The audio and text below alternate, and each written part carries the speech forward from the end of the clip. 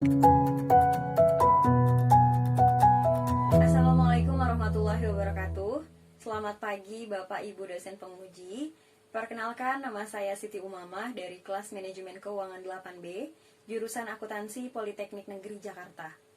Perkenankan saya untuk mempresentasikan skripsi saya dengan judul Analisis Arus Kas Investasi, Laba Akuntansi, dan Laba per lembar saham sebagai dasar penilaian harga saham, studi pada perusahaan sektor industri barang konsumsi di Bursa Efek Indonesia periode 2014-2018. Latar belakang penelitian ini adalah pasar modal berperan penting dalam mendukung perekonomian nasional. Pasar modal juga dapat memenuhi kebutuhan dana bagi perusahaan untuk menunjang kegiatan produksi dan mendorong pertumbuhan ekonomi. Masyarakat juga dapat menginvestasikan dana mereka sesuai dengan karakteristik keuntungan dan risiko masing-masing instrumen. Investasi adalah kegiatan penanaman modal dengan harapan mendapatkan keuntungan di masa yang akan datang. Investasi dibagi menjadi investasi dalam bentuk surat berharga dan aktiva real. Investasi dalam surat berharga salah satunya adalah saham. Dalam berinvestasi saham dikenal dengan istilah high risk high return. Apabila kita menginginkan keuntungan atau return yang tinggi, maka risiko yang akan ditanggung juga besar. Nah, tingginya risiko ini membuat para investor harus mampu menganalisis dan melakukan penilaian terhadap saham yang akan dijadikan pilihan investasinya. Analisis investasi ini dapat dilakukan dengan cara analisis teknikal dan analisis fundamental. Analisis teknikal dengan melihat grafik riwayat harga, dan analisis fundamental dengan memperhatikan faktor-faktor ekonomi seperti laporan keuangan. Dalam membaca laporan keuangan, investor seringkali hanya memperhatikan laba bersih. Karena apabila laba bersih naik, maka fundamental perusahaan akan naik dan harga sahamnya cenderung naik. Selain laba bersih, ada juga laba per lembar saham atau EPS. Nah, EPS ini menunjukkan kemampuan perusahaan dalam menghasilkan keuntungan. Pada prinsipnya, semakin tinggi EPS, maka akan semakin menguntungkan untuk berinvestasi di saham tersebut. Nah, tapi tidak jarang laporan laba rugi ini dibuat semenarik mungkin untuk menarik minat para investor. Nah, oleh karena itu, investor juga harus memperhatikan laporan arus kas. Karena laporan arus kas ini menyajikan arus kas masuk dan arus kas keluar perusahaan. Nah, arus kas ini mampu mengindikasikan apakah perusahaan itu benar-benar profitable ataukah hanya perusahaan yang untung di atas kertas. Sektor yang dipilih dalam penelitian ini adalah sektor industri barang konsumsi, subsektor farmasi. Dilansir dari laman idx.co.id, pada tahun 2017, IHSG mengalami pertumbuhan sebesar 19,99%. Dan industri barang konsumsi ini, pertumbuhannya itu sebesar 23,11%, yang mana pertumbuhannya ini ketiga paling bagus setelah sektor finance dan basic chemical. Nah, pada tahun 2019, dunia ini kan dikejutkan dengan adanya wabah corona atau virus COVID-19, yang mana virus ini menyerang sistem pernafasan dan bisa mengakibatkan kematian. Nah, virus ini juga sudah masuk ke Indonesia. Nah, masyarakat Indonesia ini membeli masker atau menggunakan masker untuk perlindungan diri dan juga mengkonsumsi obat-obatan ataupun vitamin untuk menjaga daya tahan tubuh. Nah, masker, obat, vitamin ini bisa didapatkan di farmasi. Nah, tingginya permintaan ini membuat harga obat dan masker tersebut mengalami kenaikan. Hal ini sesuai dengan teori permintaan dan penawaran. Nah, tentu saja yang akan diuntungkan adalah sektor industri barang konsumsi, terutama sektor farmasi. 2 dari 4 penelitian terdahulu, yaitu penelitian yang dilakukan oleh Yoselin 2012 dan Maharani 2012, masih ada sedikit kekurangan. Berdasarkan uraian latar belakang tersebut, maka akan diteliti kembali penelitian dengan judul Analisis Arus Kas Investasi, Laba Akuntansi, dan Laba per lembar saham sebagai dasar penilaian harga saham, studi pada perusahaan sektor industri barang konsumsi di Bursa Efek Indonesia periode 2014-2018. Pada penelitian-penelitian sebelumnya terdapat kekurangan, yaitu penelitian yang dilakukan oleh Yoselin 2012, di mana data yang digunakan tidak lengkap, sehingga banyak sampel yang gugur dalam seleksi. Kemudian, penelitian yang dilakukan oleh Maharani 2012 memiliki kekurangan karena menggunakan analisis jalur, sedangkan sampel yang digunakan hanya 31 perusahaan. Menurut Sarwono 2012, untuk menggunakan analisis jalur, ukuran sampel yang diperlukan harus di atas 100 sampel. Maka, untuk menutup kekurangan tersebut, penelitian ini akan menganalisis arus kas investasi, laba akuntansi, dan laba per lembar saham sebagai dasar penilaian harga saham. Arus kas investasi, laba akuntansi, dan laba per lembar saham dapat digunakan untuk mengetahui kekuatan dan kelemahan perusahaan. Nah, pengaruh dari masing-masing variabel ini dapat digunakan sebagai dasar penilaian harga saham. Kemudian, kerangka pemikiran yang kedua, yaitu di sini adalah kerangka penilaian harga saham, yang mana saya menggunakan perbandingan antara nilai intrinsik dengan harga pasar. Nah, nilai intrinsik ini didapatkan dari pendekatan PER, yaitu nilai intrinsik sama dengan estimasi EPS dikali PER. Dan harga saham ini didapat dari closing price atau harga penutupan. Nah, nilai intrinsik ini dibandingkan dengan harga pasar.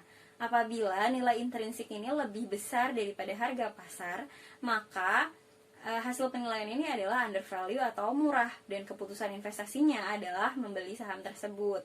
Sedangkan kalau nilai intrinsik sama dengan harga pasar, itu adalah corrected value, dan keputusan investasinya adalah menahan saham tersebut. Dan apabila nilai intrinsiknya ini lebih kecil dari harga pasar, itu adalah overvalue atau mahal, dan keputusan investasinya adalah menjual saham tersebut. Metode penelitian yang digunakan adalah metode statistik deskriptif dengan pengujian verifikatif menggunakan regresi berganda. Data yang digunakan merupakan data sekunder, yaitu laporan tahunan perusahaan yang dijadikan sampel dalam penelitian.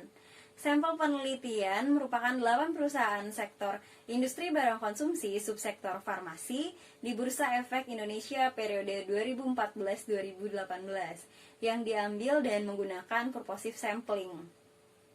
Variabel yang diteliti dalam penelitian ini adalah arus kas investasi, laba akuntansi, dan laba per lembar saham sebagai variabel independen dan harga saham sebagai variabel dependen. Arus kas investasi didapat dari total arus kas pada aktivitas investasi. Laba akuntansi didapat dari laba bersih tahun berjalan.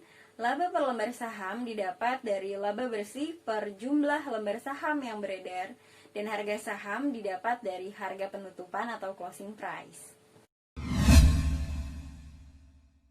Untuk perusahaan sampel berdasarkan hasil purposive sampling, terdapat 8 perusahaan sampel, yaitu dari Avaria, Indofarma, Kimia Farma, Kalbe Farma, Merck, Peridam Farma, Sido Muncul, dan Temposcan Pacific. Untuk data penelitian, jumlah data yang diolah awalnya sebanyak 40 data dari 8 sampel perusahaan. Namun demikian, dalam proses selanjutnya, sebanyak 15 data dari 3 perusahaan ini dikeluarkan karena terindikasi outlier, sehingga 25 data selanjutnya digunakan sebagai data untuk pengujian. Nah, di sini adalah data nilai intrinsik yang didapatkan dari EPS dikali PER. Berikut ini adalah tabel yang menunjukkan hasil regresi linear berganda. Nah, berdasarkan tabel tersebut didapatkan model regresi, yaitu ln Y sama dengan 2,025 ditambah 0,161 ln X1 dikurang 0,052 ln X2 ditambah 0,578 ln X3. Nah, berdasarkan persamaan regresi tersebut, dapat dianalisis pengaruh masing-masing variabel independen terhadap harga saham. Nilai koefisiensi regresi 0,161x1 pada variabel arus kas investasi, terdapat hubungan positif dengan harga saham. nilai koefisiensi regresi minus 0,052x2 pada variabel laba akuntansi terdapat hubungan negatif dengan harga saham. Nilai koefisiensi regresi 0,578x3 pada variabel laba per lembar saham terdapat hubungan positif dengan harga saham. Untuk uji asumsi klasik, yang pertama ada uji normalitas. Uji normalitas dilihat dengan grafik normal plot dan juga uji one sample Kolmogorov Smirnov. Hasil pengujian dengan analisis grafik plot menunjukkan bahwa model regresi terdistribusi normal karena titik-titiknya ini menyebar di sekitar garis diagonal dan penyebarannya mengikuti arah diagonal. Untuk memperkuat pengujian normalitas dilakukan uji one sample Kolmogorov Smirnov. Berdasarkan uji dengan menggunakan one sample Kolmogorov Smirnov, terlihat bahwa nilai Kolmogorov Smirnovnya ini untuk variabel residual sebesar 0,074 dan signifikan pada 0,200 di atas 0,05. Nah, hal ini mengindikasikan bahwa data residualnya ini terdistribusi normal yang memperkuat hasil pengujian dengan menggunakan grafik normal plot. Yang kedua, ada uji multikolinearitas.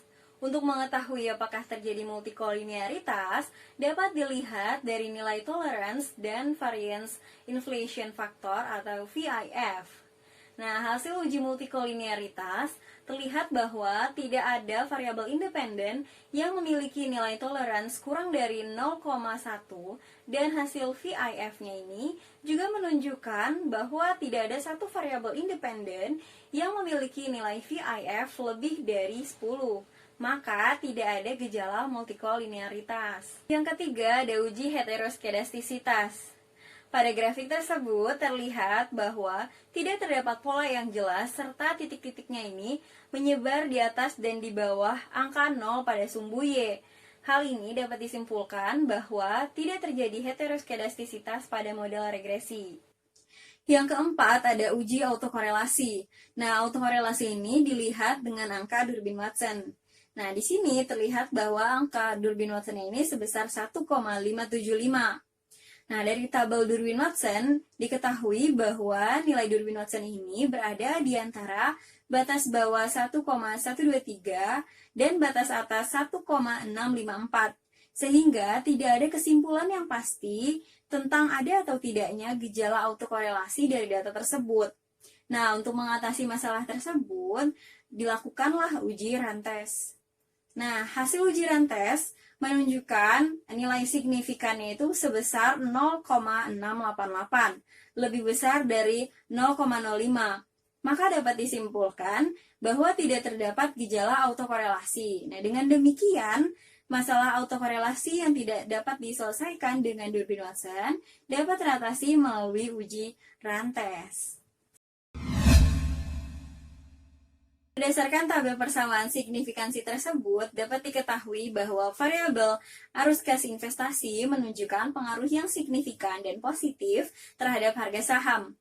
Hal ini terlihat pada nilai signifikansi sebesar 0,005 di bawah tingkat signifikansi 0,05. Sehingga variabel arus kas investasi ini dapat dijadikan sebagai indikator dalam memprediksi harga saham. Variabel laba akuntansi menunjukkan pengaruh yang tidak signifikan dan positif terhadap harga saham. Hal ini terlihat pada nilai signifikansi pengujian sebesar 0,589 di atas tingkat signifikansi 0,05. Sehingga variabel laba akuntansi tidak dapat dijadikan sebagai indikator dalam memprediksi harga saham. Lalu, variabel laba per lembar saham menunjukkan pengaruh yang signifikan dan positif terhadap harga saham. Hal ini terlihat pada nilai signifikansi pengujian sebesar 0,000 di bawah tingkat signifikansi 0,05. Sehingga variabel laba per lembar saham dapat dijadikan sebagai indikator dalam memprediksi harga saham. Penilaian saham dilakukan dengan cara membandingkan nilai intrinsik dengan harga pasar. Maka didapat hasil sebagai berikut. Nah, 4 saham perusahaan dalam keadaan undervalue, yaitu harga pasarnya lebih rendah dari nilai intrinsik. Nah, perusahaan tersebut diantaranya ada Kimia Farma, Kalbe Farma, Peridam Pharma, dan Sido muncul. Kemudian, 4 perusahaan yang berada dalam kondisi overvalue atau mahal, yaitu harga pasarnya lebih tinggi dari nilai intrinsik. Di antaranya ada Darya Varia, Indofarma, Merck, dan juga Temposcan Pacific. Keputusan investasi dapat diambil setelah dilakukan penilaian saham. Nah, untuk perusahaan yang berada dalam kondisi undervalue, maka keputusan investasi yang direkomendasikan adalah membeli saham tersebut. Sedangkan untuk perusahaan yang berada dalam kondisi overvalue atau mahal, direkomendasikan untuk menjual saham tersebut. Berdasarkan pembahasan sebelumnya, dapat disimpulkan bahwa arus kas investasi berpengaruh signifikan dan berarah positif terhadap harga saham. Hal ini menunjukkan semakin tinggi arus kas investasi, maka semakin baik kinerja perusahaan dan dana yang digunakan untuk menghasilkan laba dari aktivitas investasi semakin tinggi, sehingga harga saham semakin meningkat. Nah, laba akuntansi tidak berpengaruh signifikan dan berarah positif terhadap harga saham. Artinya, semakin tinggi tingkat laba akuntansi dalam laporan laba rugi, maka tidak akan meningkatkan harga saham. Laba per lembar saham berpengaruh signifikan dan berarah positif terhadap harga saham.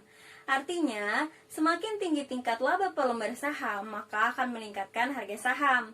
Hal ini menunjukkan laba per lembar saham dapat memberikan informasi yang relevan bagi investor sebagai dasar pertimbangan keputusan investasi.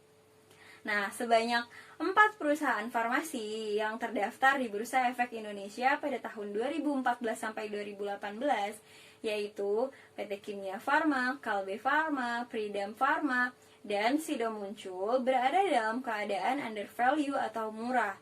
Keputusan investasi yang dapat direkomendasikan adalah membeli saham tersebut, karena harga sahamnya ini akan mendekati harga wajar, sehingga dapat meminimalkan resiko dan mengoptimalkan potensi keuntungan.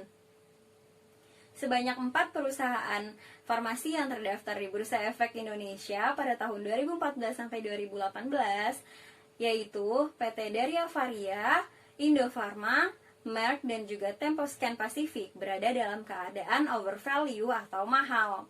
Nah, ketika harga sahamnya ini sudah terlalu tinggi, keputusan investasi yang dapat direkomendasikan adalah menjual saham tersebut.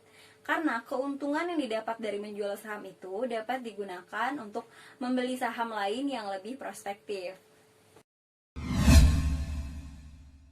Beberapa saran yang dapat disampaikan antara lain, yang pertama, penelitian selanjutnya disarankan untuk menambah sampel atau mengambil sampel dari perusahaan yang terdaftar dalam indeks LQ45 yang sahamnya ini relatif aktif diperdagangkan. Dengan harapan, semakin banyak sampel yang digunakan akan memberikan hasil yang lebih baik. Kedua, penelitian selanjutnya disarankan untuk menambah variabel lain yang belum diteliti seperti PBV, ROE, dan DER agar hasil penelitian ini lebih akurat. Dan yang ketiga, bagi para investor yang akan menggunakan informasi dari penelitian ini, perlu mempertimbangkan faktor fundamental lainnya seperti kondisi makroekonomi, aksi korporasi perusahaan, perubahan suku bunga, agar tidak terjadi kesalahan dalam mengambil keputusan. Keterbatasan dalam penelitian ini adalah sebagai berikut. Yang pertama, objek yang digunakan sebagai sampel dalam penelitian ini hanya sektor industri barang konsumsi, subsektor farmasi aja. Nah, sehingga hasil penelitian ini belum mewakili seluruh perusahaan yang terdaftar di Bursa Efek Indonesia. Yang kedua, jumlah sampel penelitian ini relatif sedikit, hanya 8 perusahaan. Yang mana jumlah tersebut jauh lebih kecil dari penelitian terdahulu yang total sampelnya itu mencapai 97 perusahaan. Yang ketiga, terdapat beberapa data yang menyimpang dari data lainnya atau outlier. Nah, dari 40 data, terdapat 15 data yang harus dikeluarkan. Karena apabila data tersebut tidak dikeluarkan atau tetap dimasukkan, akan membuat analisis data ini menjadi bias.